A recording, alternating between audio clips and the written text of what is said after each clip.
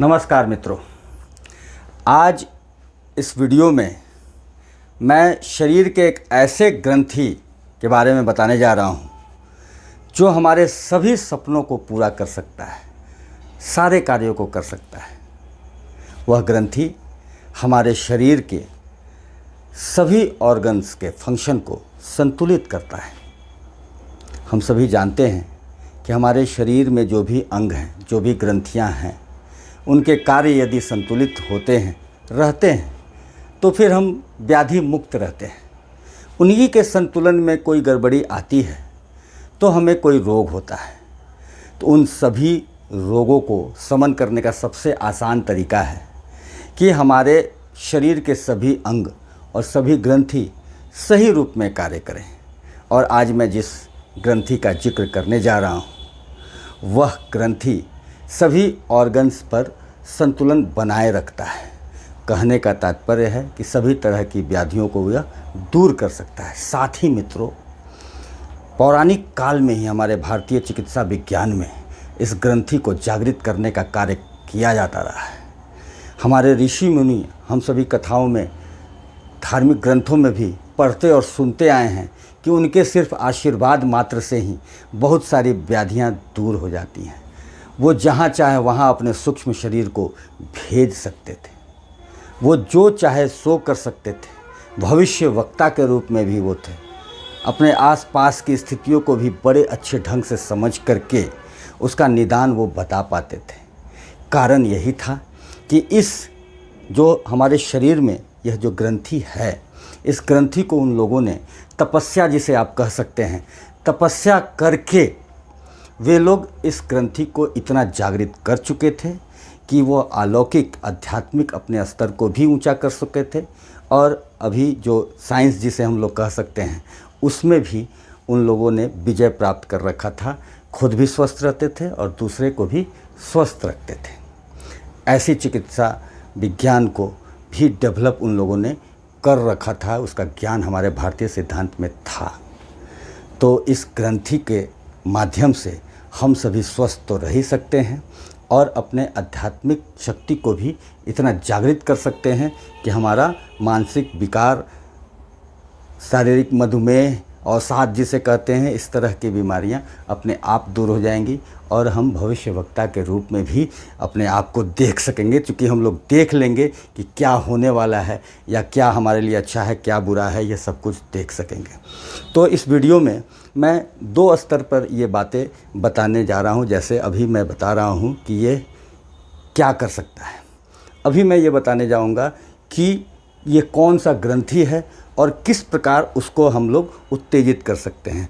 Video अंत तक देखना बहुत ही लाभकारी होगा और इसे शेयर भी करना बहुत ही आवश्यक होगा कि सभी लोग जान सकें और अपने उस अलौकिक शक्ति को खुद प्राप्त कर सकें। बड़े ही आसान तरीके से मैं इस समय बताऊंगा। तो चलिए अब वीडियो अपना शुरू करते हैं। वर्तमान समय में मैंने पहले बताया कि ये पौराणिक काल से ही भारतीय चिकित्सा विज्ञान में ये रहा है और ऋषि मुनि हमारे जो वैज्ञानिक, उस समय के वैज्ञानिक थे, वो सभी इस ग्रंथि को जागृत कर बहुत ही अलौकिक शक्तियों के स्वामी हुआ करते थे।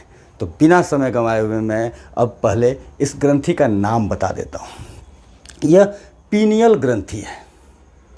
पीनियल ग्रंथि से एक हार्मोन का सेक्रेशन होता है। वर्तमान समय में आधुनिक चिकित्सा पद्धति के मर्मज्ञ और वैज्ञानिक भी पिछले 25 साल पहले उन लोगों ने ये खोज कर लिया कि हाँ, पीनियल ग्रंथि से मेलाटोनिन नामक एक हार्मोन का सेक्रेशन होता है जो अवसाद को दूर करने में बहुत ही सहायक होता है।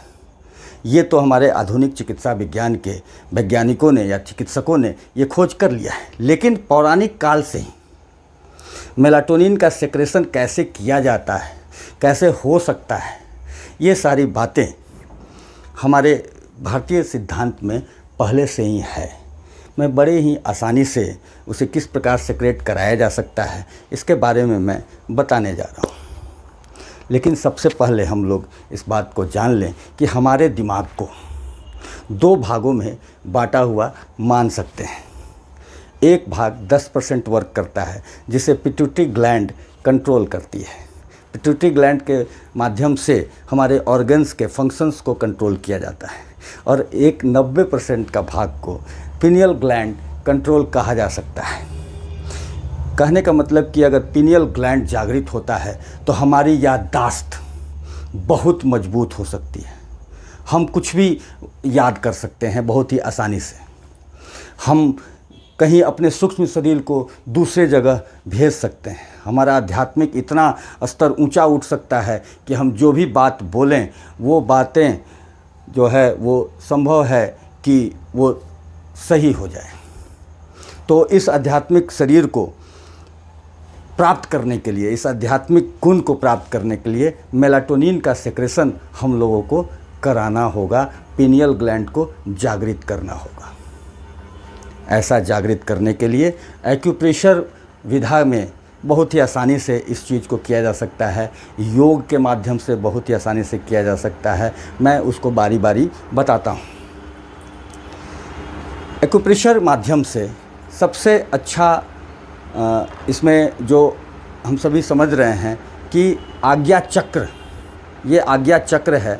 आज्ञा चक्र के जागृत होने से पिनियल ग्रंथि जागृत होता है और वहाँ से मेलाटोनिन का सेक्रेशन संभव हो पाता है।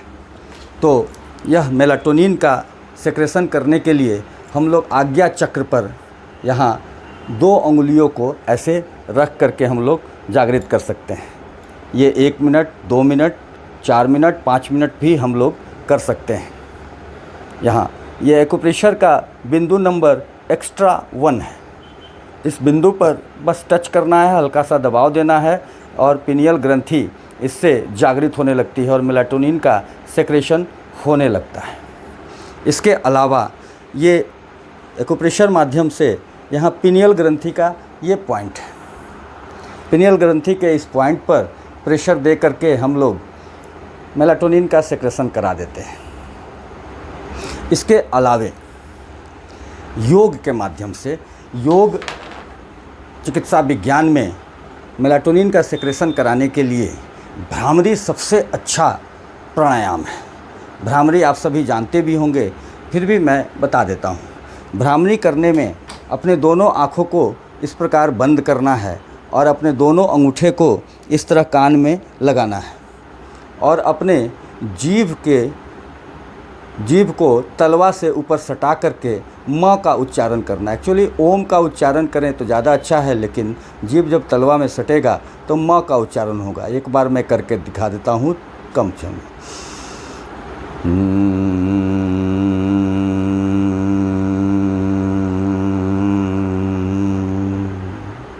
इस प्रकार हम लोग 5 से 6 मिनट तक इस प्रकार हम लोग भ्रामरी प्राणायाम करने से हम लोग मेलाटोनिन का सेक्रेशन पिनियल ग्रंथि से करा करके उसे जागृत कर सकते हैं। साथ ही मित्रों, मेडिटेशन के माध्यम से हम लोग इस मेलाटोनिन को सेक्रेट करा सकते हैं। चूँकि आज्ञा चक्र से ही पिनियल ग्रंथि है और वहीं से मेलाटोनिन का सेक्रेशन होता है, तो हम लोग कहीं साफ़ सुथरे जगह पर ढीले ढाले कपड़े को लेकर के हम लोग बैठ करके अपनी आँखों को बंद कर लेंगे और यह आज्ञा चक्र यहाँ थर्ड आई जहाँ होता है, इस स्थान पर दीपक का लौ, जैसे दीपक जलता है तो लौ जो निकलता है, उस लौ को हम लोग जितनी देर तक देख सकते हैं शांत मन से हम लोग देखेंगे तो पिनियल ग्रंथि जागृत होना प्रारंभ होगा और मेलाटोनिन का सेक्रेशन शुरू होगा। मेलाटोनिन के बारे में मैं और स्पष्ट कर दूं कि मेलाटोनिन का सेक्रेशन ये रात के 9 बजे से प्रारंभ हो जाता है और सुबह के 7:30 बजे तक इसका सेक्रेशन होता है। अंधेरे से इसका संबंध है। प्रकाश जहाँ समाप्त होगा रात में, इसीलिए दिन और रात का जो चक्र बनाया गया है सोने और जगने का, दिन का समय होता है कार्य करने का और रात का समय होता है सोने का। हमारे चीर निद्रा मतलब गहरी निद्रा में आराम से जब हम सोते हैं तो भी मेलाटोनिन का सेक्रेशन होता है। तो रात के 9 बजे अगर हम लोग सोते हैं, सुबह वहाँ उस समय से मेलाटोनिन का सेक्रेशन प्रारंभ हो जाता है और सुबह के 7:30 बजे तक यह मेलाटोनिन का सेक्रेशन होता है। रात के 2 बजे गहरी निद्रा में हम लोग रहते हैं, उस समय सेक्रेशन अधिक मात्रा में होता है। ये उतनी मात्रा रहती है कि हम लोग शारीरिक रूप से स्वस्थ हो जाते हैं। कहने का मतलब है कि अगर हम सोते हैं गहरी निद्रा में तो मेलाटोनिन उतना सेक्रेट हो जाता है कि हमारा शरीर स्वस्थ रहता है। आध्यात्मिक ऊर्जा को डेवलप करना वो अनदर मैटर। उसके लिए हम लोगों को योग का मैंने जो प्राणायाम बताया, साथ ही साथ एक्यूप्रेशर का जो बिंदु बताया, उससे हम लोग एक्स्ट्रा जागृत करने का कार्य कर सकते हैं पिनियल ग्रंथ के द्वारा। लेकिन सिर्फ सो करके भी हम लोग इतना मेलाटोनिन का सेक्रेशन करा देंगे कि हमारा शरीर स्वस्थ रहेगा। कहने का तात्पर्य है कि हम लोग चिर निद्रा में अच्छी ढंग से गहरी निद्रा में अगर सोएंगे तो मेलाटोनिन का सेक्रेशन होगा, जिससे हमें मानसिक अवसाद, मधुमेह आदि किसी प्रकार की बीमारी जो है वो दूर होगा, नहीं होगा। और अगर मेलाटोनिन का सेक्रेशन होगा तो हम लोग गहरी निद्रा में सोएंगे। दोनों का अन्योन्याश्रय संबंध है।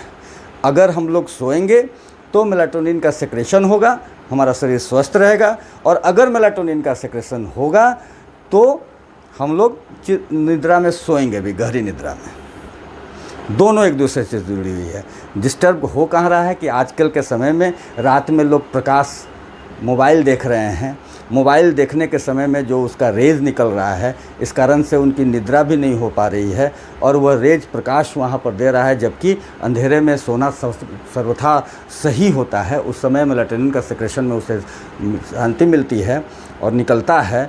लेकिन मोबाइल देखने के क्रम में हम लोग सो भी नहीं पा रहे हैं और वह प्रकाश जो है वो डिस्टर्ब भी कर रहा है मेलाटोनिन के सेक्रेशन में। तो ये सारी बातें बंद करनी होगी मोबाइल वगैरह की देर रात में देखने की। हम लोग सोएंगे तो मेलाटोनिन का सेक्रेशन होगा, पिनियल जागृत होगा, और जब पिनियल जागृत होगा और मेलाटोनिन का सेक्रेशन होगा तो हम लोग रात में सोएंगे, और जब रात में सोएंगे तो ये सारी प्रक्रिया एक सर्किल में होगी और हमारा शरीर स्वस्थ रहेगा। और पिनियल ग्रंथि को जागृत करने के लिए मैंने जो एक्यूप्रेशर का बिंदु बताया, साथ ही साथ योग का जो प्राणायाम बताया और मेडिटेशन के लिए बताया, ये सारे कार्य को अगर हम सभी कर लेते हैं तो निश्चित रूपेण हमारा पिनियल ग्रंथि इतना जागृत होगा कि सिर्फ वो हमारे शरीर के रोगों को ही कंट्रोल नहीं करेगा, सिर्फ हमारे शरीर के रोगों का ही शमन नहीं करेगा, व्याधियों को ही दूर नहीं करेगा, बल्कि हमारे सिक्स सेंस को, जो 90% जो हमारा ब्रेन है, उसको इतना डेवलप कर देगा आध्यात्मिक रूप से कि हमारी याददाश्त बहुत मजबूत हो जाएगी। हम आध्यात्मिक ढंग से हमारा शरीर, हमारा सोल जो है जागृत हो जाएगा। हम अपने सूक्ष्म शरीर को किसी के संदेश भेज सकते हैं, किसी का संदेश ग्रहण कर सकते हैं। कहने का मतलब भविष्य वक्ता भी हम लोग बन सकते हैं। तो इसे डेवलप करने की चीज़ है अपने शरीर के लिए भी, और आगे क्या करना चाहिए, किस प्रकार करना चाहिए, ये भी ये सेक्रेशन हम लोग को बता सकता है अगर पिनियल ग्रंथि जागृत हो जाता है तो। करें इस चीज़ को, मैं बताता हूँ कि आप सभी इसका प्रयोग करें। निश्चित रूपेण हम लोग इसका भरपूर लाभ ले पाएंगे। बहुत बहुत धन्यवाद।